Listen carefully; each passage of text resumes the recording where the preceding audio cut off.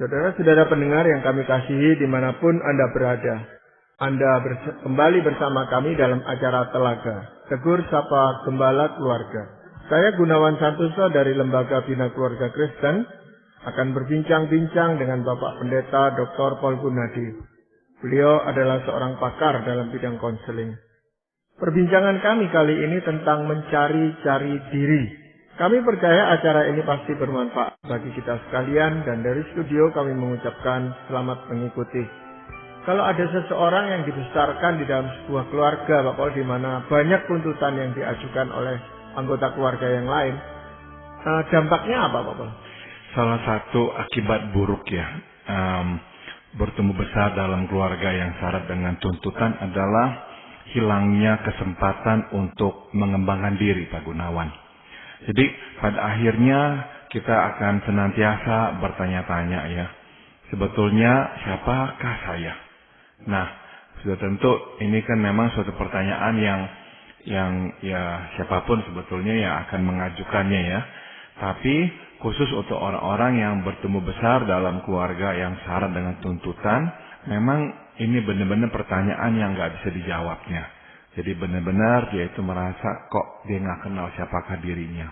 Itu karena banyak tuntutan yang seperti apa, Pak Paul?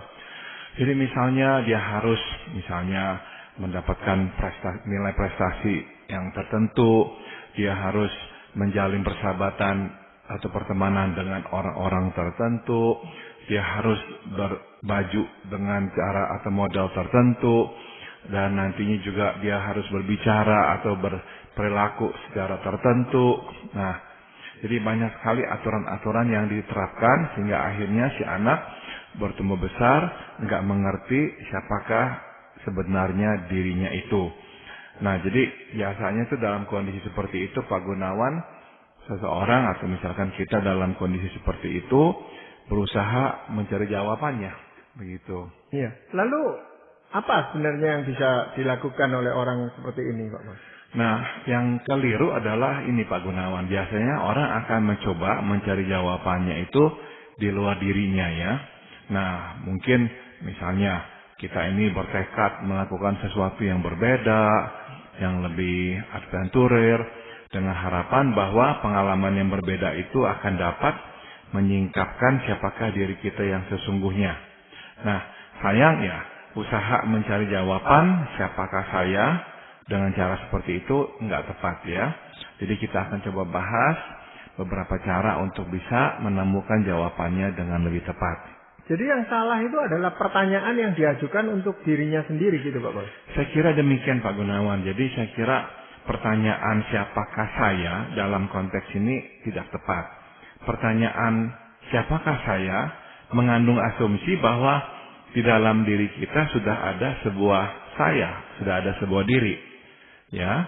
Nah, dan tugas kita sekarang hanyalah menemukannya. Nah, kalau saja bisa kita temukan, kita bisa mengangkatnya keluar. Nah, masalahnya adalah nggak seperti itu. Sebab pada dasarnya kita belum mempunyai diri. Benar-benar memang belum ada itu diri. Dalam suasana yang syarat dengan tuntutan, pada akhirnya kita nggak berkesempatan mengembangkan diri sebab kita terus disibukkan dengan upaya memenuhi tuntutan, menjadi seperti yang diharapkan. Kalau enggak nanti dikritik lah, atau mungkin mendapatkan hukuman lah. Jadi akhirnya tuh yang kita kenali sebagai diri, misalkan kita sudah dewasa ya, dan kita sudah ada diri. Nah, yang kita sebut diri sendiri, sesungguhnya adalah diri yang berisikan pemenuhan tuntutan yang diembankan kepada kita itu. Yang memang mula-mula orang tua yang mengembankannya kepada kita, akhirnya orang-orang di sekitar kita, dan ya supaya mereka juga senang, suka dengan kita pokoknya ya penuhi. Nah, jadi akhirnya kita nggak pernah mempunyai diri. Jadi kita ya nggak perlu berusaha menemukan diri lagi itu.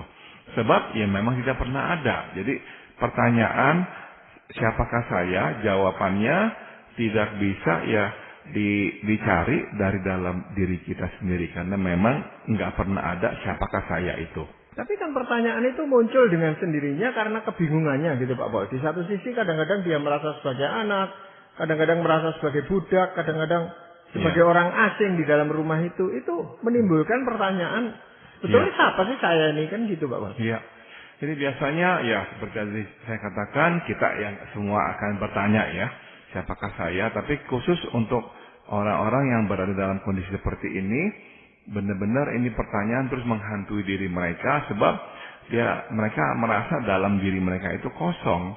Jadi waktu mereka berasa kosong, sebetulnya itu suatu perasaan yang tepat, karena memang kosong, tidak ada diri. Diri yang mereka kenal itu adalah diri yang diisi oleh keberhasilannya lah, memenuhi tuntutan-tuntutan yang diembankan kepada mereka. Apa orang demikian ini lalu kehilangan harga dirinya gitu Pak? Nah, bisa jadi enggak Pak Gunawan, karena selama mereka bisa memenuhi tuntutan orang, mereka akan mendapatkan misalkan penghargaan, orang menyukai mereka, misalnya nih dianggap anak baik lah, dianggap orang yang peduli sama orang lah, dianggap seperti orang-orang tertentu yang mereka harapkan. Jadi bisa jadi mereka itu tuh mempunyai penghargaan diri yang oke. Namun masalahnya di balik itu adanya kekosongan di dalam diri mereka. Jadi apa yang harus dilakukan Pak? Jadi tugas kita bukanlah menemukan diri, bukan. Melainkan membangun sebuah diri. Jadi benar-benar seperti tanah kosong, nggak ada rumah. Nah sekarang kita mesti membangun sebuah rumah yang kita sebut diri. Jadi pertanyaan yang lebih tepat adalah, nah bagaimanakah caranya membangun diri itu? Jadi memang kita sekarang beralih bukannya siapakah saya lagi, enggak. Tapi bagaimana caranya membangun diri itu. Ya, supaya dia tahu menjadi dirinya sendiri, maksudnya gitu Pak. Betul sekali. Jadi akhirnya dia bisa membangun sebuah diri sehingga muncullah nanti sebuah pribadi yang benar-benar otentik adalah dirinya sendiri itu. Nah, jadi kita ini mau memulai dengan mengetahui sebetulnya yang kita bicarakan itu diri itu sebetulnya apa sih ya. Yang kita sebut diri sudah tentu bukan hanya sebuah wujud fisik yang kita kenali sebagai diri kita. Kita misalnya setiap pagi bercermin, kita melihat diri kita. Bukan hanya itu. Pada hakikinya yang kita sebut diri merupakan gabungan konsep yang berisikan respons kita terhadap apa yang kita alami dalam hidup. Ya, jadi misalnya kita mengalami kegagalan, ulangan kita anjlok, kita nggak berhasil untuk naik kelas. Nah, kita mengalami kegagalan. Respon seperti apakah yang akan kita berikan? Ya, misalkan kita marah, kita berkata sekolah ini nggak menghargai kita atau apa, atau kita menyalahkan diri kita memang orang yang bodoh dan sebagainya. Nah, respon-respon seperti itulah, nah yang sebetulnya itu menjadi, kalau diikat menjadi satu, sebuah diri Pak Gunawan.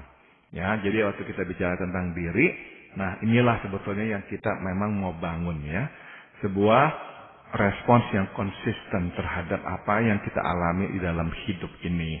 Nah, jadi kalau kita bicara diri secara konsep, ini nih yang kita maksud. Tapi kan orang itu setelah sekian lama menghadapi tekanan-tekanan tuntutan itu tadi Pak Paul, apakah dengan mudah dia akan beralih ke pemikiran seperti itu Pak? Enggak mudah Pak Gunawan, betul sekali. Sebab kenapa? Sementara ini dia udah terbiasa memenuhi tuntutan orang, dan dia udah menerima penghargaan dari orang atas keberhasilannya memenuhi tuntutan orang. Jadi untuk dia itu tuh melepaskan itu nggak mudah. Jadi ada kecenderungan orang-orang ini udah dah pikir nggak usah lagi dah cari-cari atau bangun sebuah diri yang baru, udah ikuti aja dah. Meskipun kalau dia berkata begitu, sepanjang hidupnya tuh dia akan sering mengalami kekosongan.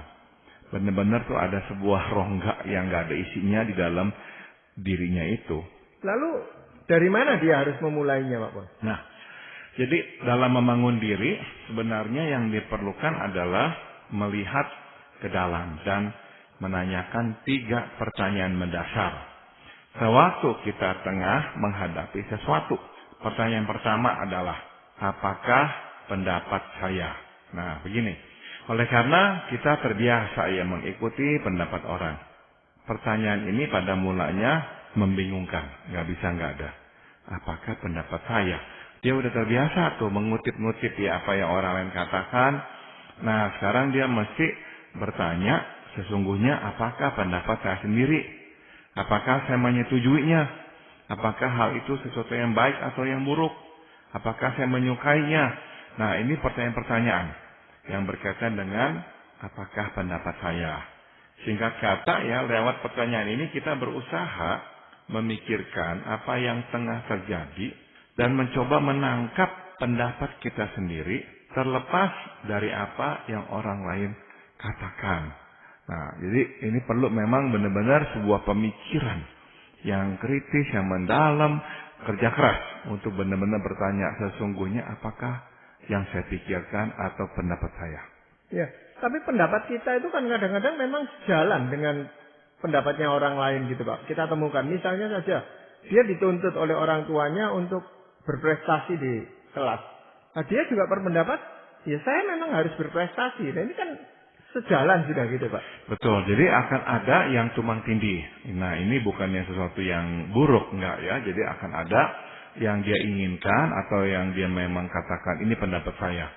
Kebetulan sama dengan apa yang juga diharapkan oleh orang tuanya. Nah, itu nggak apa-apa. Tapi dengan dia secara berkala ya, berdisiplin diri, bertanya, sesungguhnya apa tuh yang saya pikirkan? Apa tuh pendapat saya? Nah, seenggaknya tuh dia tuh selalu tuh jadinya lebih sadar, lebih benar-benar ya bisa mengetahui lah sesungguhnya dianya ini nih memang seperti itu apa enggak, alur pikirnya, pendapatnya apakah sama.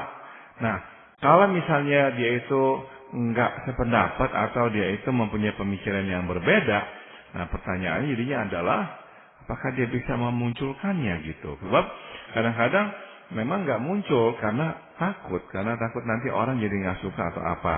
Nah, jadi seenggaknya tapi harus dimulai dengan pertanyaan itu. Saya mengerti ada kalanya kita nggak berani mengeluarkan suara kita karena takut nanti orang bereaksi buruk kepada kita. Tapi seenggaknya dengan kita mulai bertanya, seenggaknya itu kita mulai membangun diri kita yang lebih otentik. Ya. Tapi orang yang terbiasa dituntut seperti itu Pak Pol ya. Kadang-kadang pendapatnya pun itu belum tentu betul. Nah, ini bagaimana Pak? Ini benar sekali Pak Gunawan. Jadi ada kecenderungan orang itu tuh kalau dalam tahap awal mau membangun dirinya, terus bertanya siapakah saya, dan jawabannya adalah memang kan dari tadi itu yang saya sebut, mulai bertanya apakah pendapat saya. Kadang-kadang ambil jalan pintas, yaitu pokoknya orang kalau berkata hitam, saya harus berkata putih. Orang berkata putih, saya harus berkata hitam. Nah, itu juga sangat salah. Karena sebetulnya itu tetap nggak memunculkan siapakah dirinya. Jadi, dia benar-benar harus bertanya, apakah pendapat saya? Kalaupun sama, nggak apa-apa. Jadi, jangan sampai pokoknya harus berbeda, harus bertolak belakang. Jangan. Itu juga akhirnya nggak memunculkan atau nggak membangun dirinya yang otentik. Iya. Mungkin seseorang itu memang berpikir bahwa pendapat orang lain itu sudah benar, tapi dia sendiri tidak mampu untuk melakukan itu. Ini bagaimana Pak? Kan ada pertentangan di dalam dirinya. Nah, kalau dia memang berkata, ya saya berpendapat begini, tapi saya nggak mampu menjalankannya, juga nggak apa-apa. Sebab seenggaknya dia mengetahui, inilah yang saya benar-benar sebetulnya pikirkan, atau inilah pendapat saya yang sesungguhnya. Meskipun dia sendiri nggak berhasil untuk menjalankannya. Misalnya nih ya, orang tuanya selalu berkata gitu, kita hidup pokoknya yang penting kita mesti mencari uang, ya kita harus mempunyai kedudukan yang baik, supaya menjadi orang yang terpandang. Nah, dia mesti berkata atau bertanya, apakah pendapat saya yang sesungguhnya tentang hal ini? Nah, mungkin sekali untuk waktu yang lama dia nggak pernah bertanya itu, jadi ya ikuti saja yang dikatakan oleh orang tuanya atau keluarganya. Tapi sekarang karena dia bertanya, apakah pendapat saya? Nah, bisa jadi dia akan mendapatkan jawabannya adalah, saya sebetulnya tuh nggak setuju. Hidup nggak hanya begini. Hidup bukan hanya untuk mencari uang, tapi bagaimana kita bisa mengumpulkan uang supaya bisa nanti digunakan untuk kepentingan orang banyak, bukan hanya kepentingan diri sendiri. Nah, jadi seenggaknya tuh pertanyaan tersebut memberikan dia kesempatan untuk benar-benar memeras otaknya, menemukan apa yang dia sungguh-sungguh pikirkan. Iya. Katakanlah seseorang itu sudah menemukan jawaban atas pertanyaan, sebenarnya apa sih yang menurut pendapat saya sendiri atau pengertian saya itu apa gitu. Pertanyaan yang berikutnya apa Pak? Yang kedua adalah apakah yang saya rasakan. Jadi pertama apakah pendapat saya, yang kedua apakah yang sesungguhnya saya rasakan. Apakah kita misalnya sesungguhnya merasa senang atau kita menunjukkan rasa senang karena itulah yang diharapkan. Ya, misalnya kita mendapatkan barang. Nah, udah tentu ya kita mesti berterima kasih ya.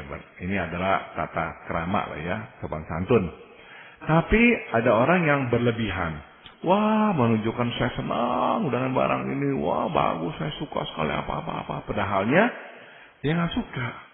Nah, tapi karena yang diharapkan oleh lingkungan adalah dia merasa senang, jadi dia menunjukkan rasa senang. Jadi pertanyaan ini nih seolah-olah mengerem dirinya dan memaksa dia untuk bertanya, sesungguhnya apa perasaan saya ya? Apakah misalnya kita marah? Apakah kita kecewa?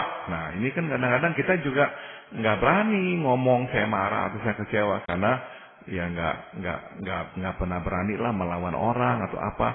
Jadi, nah kita harus bertanya, apakah yang sesungguhnya saya rasakan? Sekali lagi, pada awalnya pertanyaan ini pun terdengar asing, sebab kita tidak terbiasa menanyakan hal seperti itu. Tapi pertanyaan ini penting untuk diajukan sebab lewat pertanyaan seperti inilah kita akan baru mulai menyadari hal-hal yang membuat kita ini misalnya senang, sedih atau kecewa. Nah, ini yang nanti menjadi diri kita.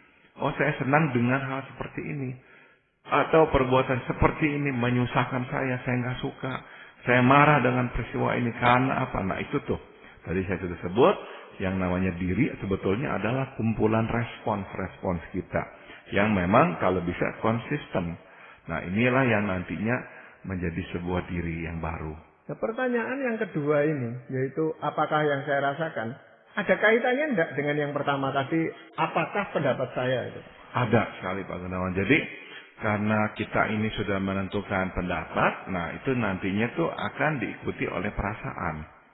Jadi maksud saya, kalau misalkan dua-duanya ini sinkron sama ya, yang kita marah berarti kita itu tuh misalnya nggak setuju, nggak suka. Yang kita ini rasa senang berarti pendapat kita adalah ini sesuatu yang baik buat kita. Jadi keduanya memang sangat bertalian. Berarti pertanyaan yang kedua ini harus sinkron dengan yang pertama tadi gitu Pak. Betul sekali Pak Gunawan. Jadi yang sampai pendapat kita itu tuh kita nggak suka, tapi terus kita di depan orang yang tersebut, wah ketawa-ketawa, senang-senang, menghargai apa yang kita terima dan sebagainya. Nah itu nggak sinkron. Iya. Pertanyaan yang berikutnya apa Pak? Yang ketiga adalah apakah yang saya sesungguhnya inginkan? Ya, yang pertama tadi apa yang sesungguhnya menjadi pendapat saya. Yang kedua, apakah yang sesungguhnya saya rasakan? Nah, yang ketiga adalah kita mesti bertanya, apakah yang sesungguhnya saya inginkan? Buat kita yang terbiasa untuk menekan keinginan pribadi dan hanya melakukan keinginan orang, pertanyaan ini tidak mudah untuk dijawab. Ya, bukan saja kita telah terbiasa, pada akhirnya kita malah bergantung pada orang. Jadi kadang-kadang secara ekstrim ya, kadang kita merasa bersalah memikirkan keinginan sendiri. Oh nggak boleh tuh. Ya, jadi akhirnya ya kita pokoknya nggak pernah memperhatikan sesungguhnya apa yang kita sungguh-sungguh inginkan. Memang kita tidak usah repot ya dan tegang memikirkan keinginan sendiri. Kalau orang lain pokoknya yang putuskan, kita ikut aja. Kita memang lebih nggak usah repot-repot lagi. Tapi saya kira harga yang dibayar akhirnya memang mahal, nggak murah. Yaitu apa? Kita tidak pernah berkesempatan membangun diri. Jadi ya inilah waktunya ya kita menanyakan pertanyaan ini.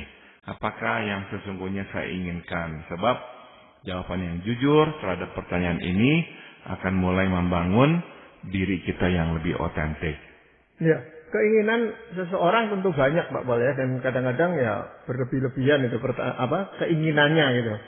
Tetapi kan kenyataannya bisa jauh berbeda dari apa yang dia inginkan. Nah, apakah itu tidak menimbulkan kekecewaan pada diri orang itu sehingga dia tidak bisa lagi membangun dirinya itu? Bisa jadi Pak Gunawan, jadi apa yang dia inginkan nggak pernah kesampaian, lama-lama dia berkata ya udahlah, buat apa memikirkan. Jadi ya kadang-kadang kita bisa mengerti kenapa ada orang-orang tertentu yang akhirnya nggak pernah punya diri, sebab ya percuma, lingkungan itu nggak akan memberikan perhatian, dia mau apa kayak, dia suka apa kayak, enggak kok. Jadi ada anak-anak yang dibesarkan dalam rumah tangga seperti ini Pak Gunawan. Sebetulnya ya dia mau membangun diri, tapi karena nggak dipeduliin, dia mau apa nggak pernah dipusingin, akhirnya ya udah dah buat apa. Jadi akhirnya ikut aja lah, maunya orang tua kemana ya udah ikut aja, sehingga dirinya itu nggak pernah muncul. Itu terutama kalau orang tuanya sangat otoriter terhadap anak atau anak-anaknya Pak Pol ya. Betul sekali. Jadi ini yang tadi yang saya maksud dengan syarat dengan tuntutan, harus. Nggak ada jalan keluar lain, harus ikuti, ya nggak ada ruangan untuk bernegosiasi sama sekali. Nah memang pertanyaan untuk apa yang saya inginkan ini Pak Pol ya. Kalaupun kita punya keinginan yang berbeda dengan kedua orang tua kita, nah kita kan sulit tinggal di tengah-tengah keluarga seperti itu. Betul Pak Gunawan. Jadi makanya ya sebagai orang tua, kita itu tuh ya waktu anak-anak masih kecil kita harus mengarahkan mereka. Tapi setelah mulai agak besar, kita mesti memberi ruang lebih banyak lagi ya untuk bernegosiasi sehingga diri mereka itu bisa berkembang. Apa yang mereka inginkan bisa terwujud.